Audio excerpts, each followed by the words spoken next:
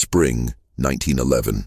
The sun hung low over Harlow's Hollow, a town so small and so quiet it seemed the wind itself learned to whisper. Nestled between hills and wheat fields, the town carried its traditions like it carried its name.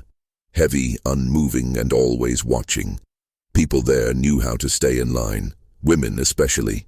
They were raised to be soft-spoken, spine straight, hands folded.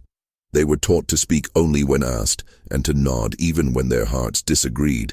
But Lottie Mayfield, she was not one of them. At 27, Lottie had long outlived the age of marriageable respectability. She was too old to be a blushing bride, too young to be called a widow, and far too loud to be anyone's wife. Or so the town liked to remind her. She laughed like a bell in an empty chapel. She spoke with her hands, her eyes, her whole chest. Her opinions never waited for permission. She recited poetry under the apple tree behind her house, and when the church choir paused between hymns, she was often the voice that rose too fast, too high, and too uninvited. She talks like she's the preacher, they said. She laughs like she owns the sun. She scares the good men away. But Lottie never tried to silence herself. Not anymore. When she was young, she learned to bite her tongue until it bled, to hold her breath until the walls stopped shaking. But silence made her sick. It made her feel like her bones were shrinking. So she chose voice, even if it cost her everything. She lived alone on the edge of town in a creaky house inherited from her grandfather, a school teacher with a whiskey voice and a heart full of books. He taught her that words were weapons, and lullabies, and lifelines.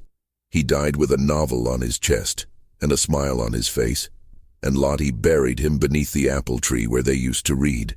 She kept the house full of books like he had. Stacks along the floors, piles in the corners, towers rising beside the bed. At night she read aloud, not to anyone in particular but to herself, to the ghosts, to the stars. Dickens, Bronte, Tolstoy. Her voice echoed against the wood and into her bones, reminding her she was still here, still her. In town, people stopped looking her in the eye. The men didn't ask her to dance. The women avoided her name in conversation except to whisper, "She's unnatural." She reads to herself at night like a witch, too loud for God's favor. Still, Lottie kept reading. She didn't ask for favor, only air. One Sunday morning, as people spilled out from the chapel, their gloves tight and smiles tighter, Miss Eunice Travers approached with a voice like curdled milk.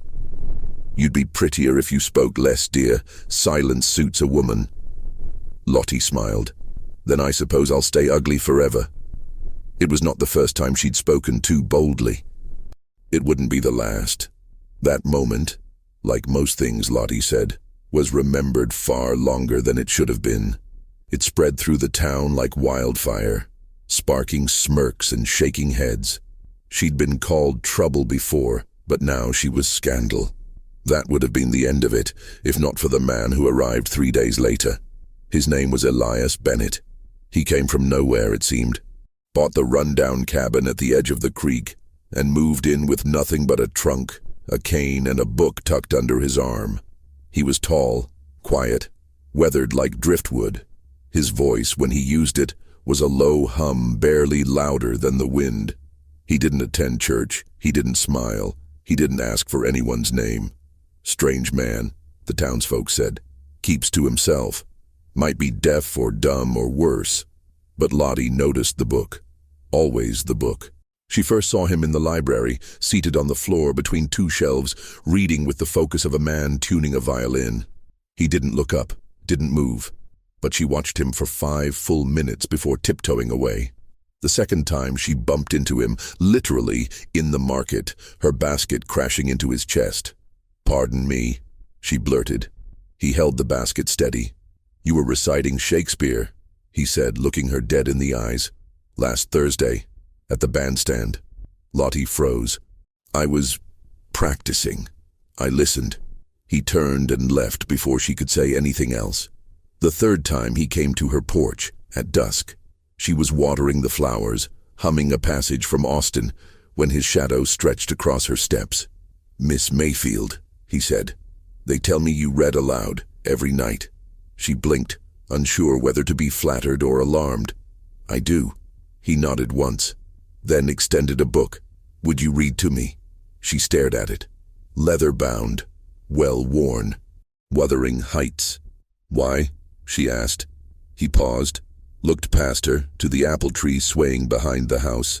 "Because silence protects me," he said quietly, "but it's starting to drown me." Lottie didn't say yes. She just stepped back and opened the door. That night, she read aloud to someone else for the first time in years. She sat in the old rocking chair by the fire, and he sat near the doorway, like he was afraid to come too close. She read until the fire cracked low, her voice wrapping around the words like ribbon. He didn't speak, didn't shift, only listened. And when she finished, he looked at her, not with awe, but with something deeper. Recognition. "I'll come again," he said. She didn't stop him, but what neither of them knew was this. That moment, quiet, strange, tender, was not an ending, nor even a beginning. It was a seed. And what came after would grow into something even the loudest voice or the quietest heart could never have predicted. The next night, Elias returned. Not with a book, but with something unspoken. A kind of quiet that didn't ask for space. It gave it. He stood on her porch at dusk, the sky behind him painted in fire and fading gold. He didn't knock, just waited, hat in hand, as if asking permission with his stillness. Lottie opened the door without a word. Her voice had carried her through years of loneliness, but tonight it wasn't needed. She stepped aside. He entered. The fire was already lit. 2 chairs faced each other, angled like they had always belonged in that shape. On the side table, she'd placed a tin of tea and a book. Jane Eyre. It was not subtle. It was a choice. She read with slow, deliberate rhythm. Her voice softened. Not out of fear, not to please him, but because something about the silence between them deserved gentleness. When she reached the line, "I am no bird, and no net ensnares me. I am a free human being with an independent will," he lifted his head. His eyes didn't shine, but they held something deeper than reflection. Memory, perhaps, or loss. After she closed the book, he didn't leave right away. He sat a moment longer, then said simply, "Thank you," and disappeared into the dark. That became their ritual. Each evening he'd arrive after the last bird call, sometimes with a book, sometimes empty-handed. She'd read. He'd listen. They never touched, never lingered past the final line. Yet something was growing, not fast, not loud, but sure. Some nights he'd bring his own choices, The Count of Monte Cristo, The Picture of Dorian Gray, Les Miserables, once even Frankenstein. He sat cross-legged on the rug like a boy at story time, listening to her voice coat the room in firelight. But the town had ears sharper than truth. It didn't take long before whispers turned into talk, and talk turned into scripture. The church ladies started glancing harder. Shopkeepers spoke slower when Lottie entered. Her mail came late, and twice, mysteriously wet. One Sunday she arrived at chapel and found her name missing from the hymn book donor list. It was subtle, but clear. She'd been marked again. Still, she read. Still, Elias came. One particularly cold night, after she'd finished a chapter from Great Expectations, she looked up and asked the question she'd been swallowing for weeks. "Why me?" He tilted his head. "You could have asked anyone to read." He hesitated, then said, "No, I couldn't." She blinked. "Why not?" Elias looked toward the fire. The glow danced on his cheekbones. "Because they speak to be heard," he said. "You speak to be felt." Lottie's throat tightened. She didn't respond, just picked up the book and began again. But something shifted after that night. He started staying longer, asking questions. Not many, not deep, but enough to crack the silence. "Did you always love reading? Who taught you? Do you ever wish you lived somewhere else?" Each question was a door, and she opened them one by one. "My grandfather taught me. He said books were the only place a girl like me could live loudly without punishment." Elias nodded, then offered quietly, "My mother couldn't read.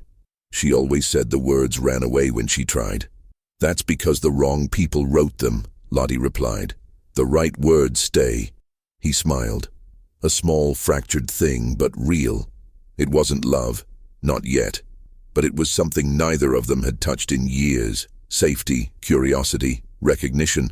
But safety never lasts in places built on silence. The town's judgment came in layers. The first was passive. The second, sharper. One afternoon, Lottie found a scrap of paper slipped under her door. No name, just ink, angry and crooked. Loudmouths don't make good wives, just widows. She burned it without flinching. But that night, her voice cracked mid-sentence. She dropped the book and closed her eyes.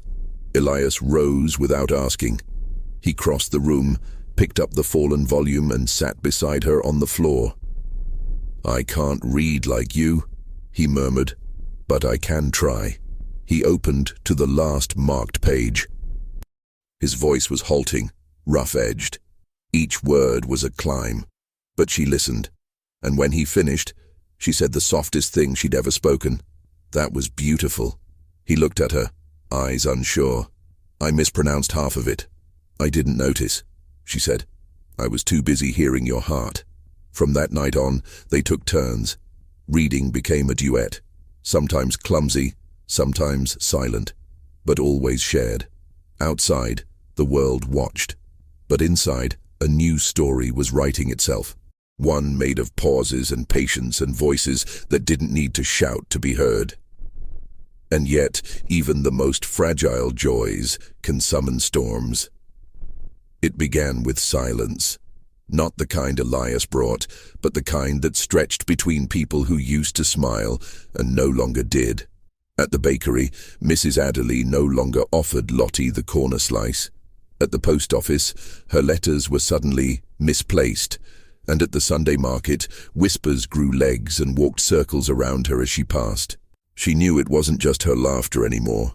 It was Elias, or rather what they imagined between them. Must be desperate. Someone muttered once as she walked past the fabric shop. "She's always been hungry for attention. He's broken. She's loud. Guess they fit." Lottie didn't respond. Not then. But at home her hands trembled more when she poured tea. Her voice faltered when reading the softer lines. And when Elias sat beside her, closer now, his presence solid as stone, she found herself afraid. Not of him, but of what the town might take from her if she kept letting him stay. And then the rock appeared. One evening, she returned from the river with wet linens and found her porch steps splintered. A stone lay among the shards. It wasn't large, but it was deliberate, wrapped in cloth, tied with twine. Inside, a note. "Books won't protect you. Neither will he." She sat down slowly, hands in her lap, eyes wide but dry. When Elias arrived, she didn't mention it. She read Pride and Prejudice, her voice steady, her back straight. But when she finished the chapter, Elias didn't move. "Someone's trying to scare you," he said. She didn't answer. "I saw the step." Still nothing. Then he whispered, "Let me help." Lottie finally looked at him. "You already do," she said. "You listen. That's more than most ever gave me."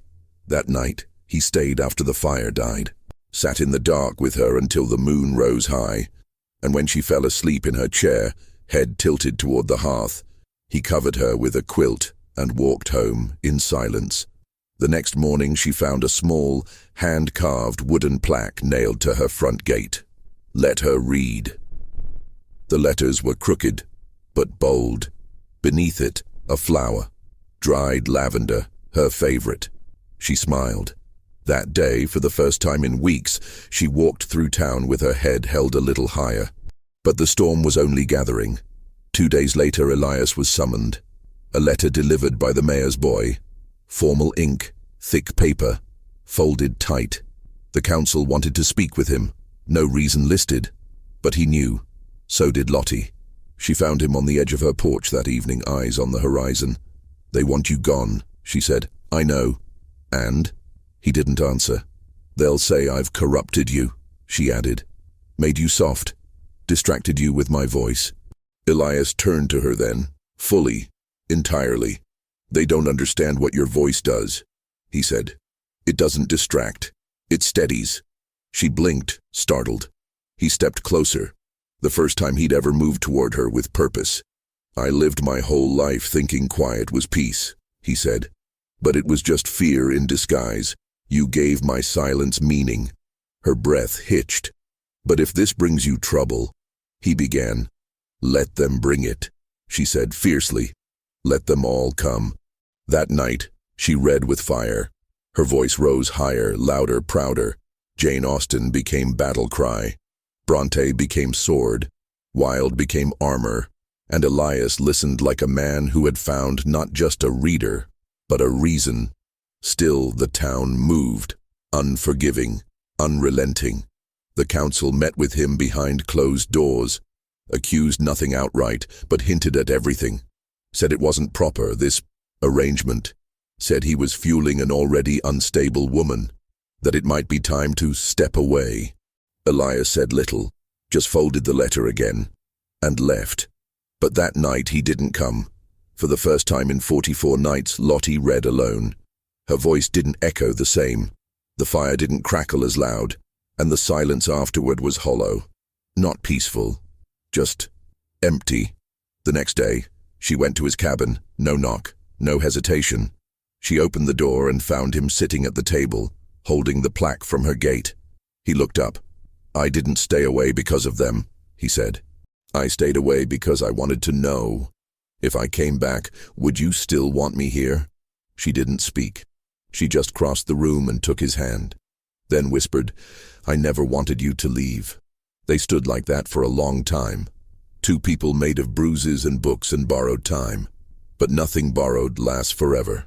That evening, Lottie returned home to find her front porch scorched. Someone had tried to burn her books. Not all, just the stack she left by the door. She stood in the smoke watching pages curl like petals, blackened and ruined. Then she went inside, lit every candle she had, opened every window, and read louder than she ever had in her life. So loud, the neighbors couldn't pretend not to hear. So loud, the wind itself stood still to listen. The fire didn't spread. The flames had been small, more warning than destruction. But Lottie stood barefoot on her porch, soot on her skirt, fingers trembling. Not with fear, with fury. That night, the town went to bed pretending nothing had happened. But in her home, every candle was lit. Every book she had once read to herself now had a witness. Lottie's voice rose like thunder inside her chest, each line of Tess of the d'Urbervilles delivered not as fiction, but testimony. And Elias, he came just before midnight. She didn't greet him, didn't need to. He stepped through the open door, removed his coat, and sat in the same chair he always did. She turned a page and kept reading. Not a word exchanged, but something passed between them anyway, an understanding, forged not in confession but in continuation. They read through the night, and in the stillness before dawn she finally asked, "Would you leave this town, if I asked you?" He looked up slowly. "I would go," he said, "if you were coming with me." She said nothing, but her eyes burned like the candles around them. A week passed, the wind changed, and with it came more notes, slipped through her window frame, pinned to the barn wall, carved once even into the side of her fence. "You don't belong. He's cursed now too. Stop reading." But Lottie didn't stop. She read louder, wilder. She started reading on her porch in daylight as children walked home from school. She read with her hair down, voice open, books spread across her lap like weapons. People passed faster now, looked down, but not all of them. Some paused, some listened, and one girl, no more than 10, returned the next day with her own book, held it in both hands, waited silently by the gate until Lottie looked up. "Do you want me to read to you?" Lottie asked. The girl nodded, and so she did. Word spread quietly at first, then faster, that the loud woman didn't just read for herself, that she read for others, that her voice made the stories sound alive, as if the books themselves had been waiting for her breath. Soon, other girls came, then a boy or two, and even one older woman who used to scowl from the chapel pew. They didn't sit long, didn't stay often, but they came. Still, not everyone changed. One morning, a rooster was found dead on her steps, its wings bound, its beak broken. The message was clear. Lottie buried the bird beneath the apple tree, said nothing, read the scarlet letter that night, her voice steady as ever.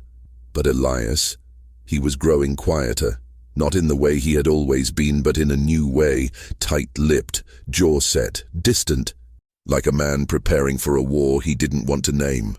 She confronted him in the field behind his cabin, where the wheat grew taller than her waist.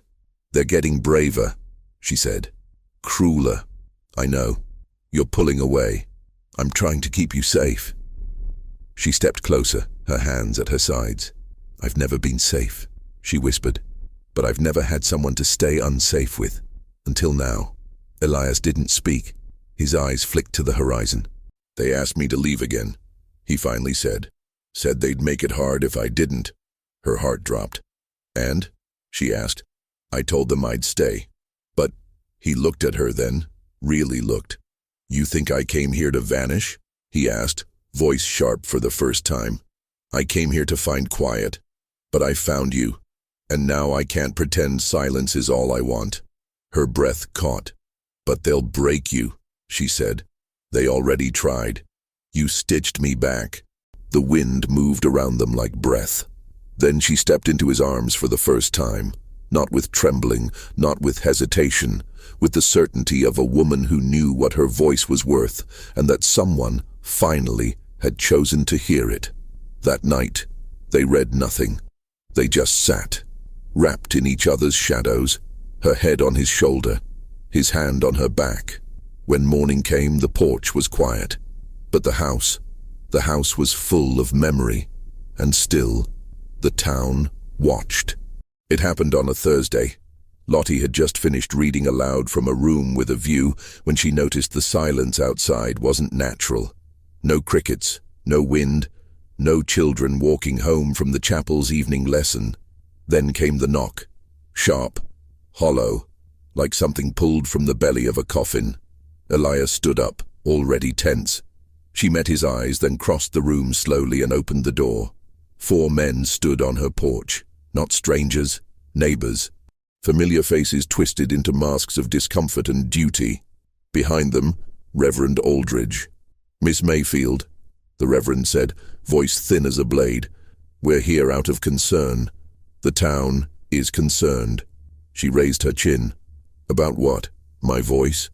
"About your influence and the effect it's had on Mr. Bennett." Elias stepped forward. "She's not responsible for my choices." "But you weren't like this before her," one man interrupted. "You were respectable, quiet.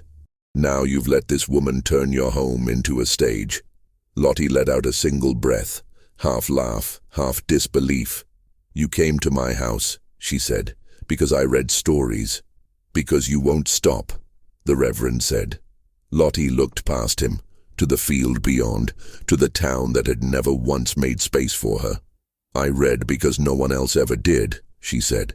"Because girls here are taught to lower their voices before they even know what they sound like. Because silence was the cage they dressed up as grace."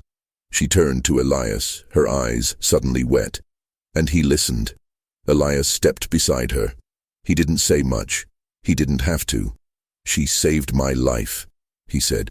"You just never cared it was broken." One of the men stepped forward, reaching for the books stacked by the door. "She's filling your head with lies," he muttered. Elias moved fast. His hand caught the man's wrist midair, not violent, but firm. "Touch them again," he said quietly, "and I won't be quiet anymore." The air shifted. The men stepped back. But the message was clear. This was war now. After they left, Lottie sat down hard on the floor, her breath ragged. "They won't stop," she whispered. "They'll come again." "I know," Elias said. She looked at him. "I want to leave." He knelt beside her. "Then we will." But running wasn't as easy as packing bags and choosing a road. This was her home, her grandfather's house. The porch where her laughter had once echoed without shame. And the books, hundreds of them, carried piece by piece through grief, years, and memory. "How do you leave a place that shaped your voice?" she asked, without it feeling like surrender. Elias didn't answer, but he stayed with her that night, holding her while she cried into his chest. In the morning, she woke to find him in the yard. He was repairing the porch, painting the railing, fixing the splintered steps. Reclaiming, not abandoning. When she asked what he was doing, he looked up and said, "If we're leaving, it's not because they scared us off. It's because we've outgrown them." That afternoon, she began boxing her books, not hiding them, just preparing. But on the fourth day, everything changed again. Lottie fell ill. It started with dizziness, then fevers. Her voice went hoarse, not from use but from something deeper, an exhaustion rooted in marrow. Elias called the doctor himself. "She's worn thin," the old man said, "fighting too long, talking too loud maybe." Elias didn't laugh. He didn't say what he wanted to. He sat by her bedside for 3 days, cooled her forehead, read to her when she couldn't, and when she whispered in a cracked voice, "Don't let them win," he only nodded. But word got out that Lottie Mayfield, the loud woman, the troublemaker, had gone quiet, and the town twisted it into triumph. She must have learned, they said. God found a way to silence her. Finally, peace. They didn't know the truth. They didn't see her whispering lines from memory into Elias's palm, didn't hear her recite Emily Dickinson through trembling breath, didn't feel the weight of her determination even in sickness. She was down, but she wasn't done. By the 5th day, she stood again, weak, pale, but standing.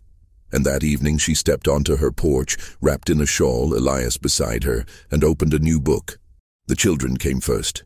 Then the older woman with the brittle hands, then 2 teenagers who never made eye contact. They sat on the steps, on the grass, near the railing, and Lottie read. Her voice rasped at first, thin, fragile, but as the sun dipped low it grew, line by line, word by word, until the whole street was silent, listening, and what began as resistance became a gathering. The crowd didn't cheer. There were no claps, no loud celebration, just silence, the kind that meant something was being heard, truly heard. Lottie finished the chapter, closed the book with trembling fingers, and looked out at the people before her, faces she'd known her whole life. Some had mocked her, some had feared her, a few had tried to erase her. But now, they listened. No one moved for a long time. Then a child, one of the boys who once threw pebbles at her gate, stood up and said, "Can you read again tomorrow?" She looked to Elias, who nodded. "I can," she said. The next day more came. Then more. They didn't all love her. Not yet. Some only came to see what made her dangerous. Others came because something inside them longed to hear words they didn't have the courage to say themselves. But night after night she read. She read in the rain. She read when her voice cracked. She read when someone carved witch into her fence. She read when they left threats on Elias's door. And each night, Elias sat beside her, silent, solid, and watching.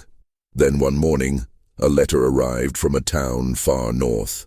A teacher there had heard about the woman who read on her porch, who gave books to children who didn't know they needed them. They wanted her.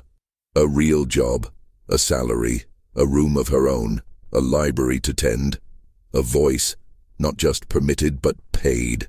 She held the letter in shaking hands. "It's a home," she whispered. "You already made one." Elias said softly, "I want to make another." So they packed, not to run, but to grow. The day they left, the porch was filled with people, those who once feared her, now silent as she locked the door. She handed the key to the mayor's wife. "Turn it into a library," she said. "There's power in stories. Let them grow here." And then they left, together, northbound, with nothing but books, memory, and a silence they shared like a language only they understood.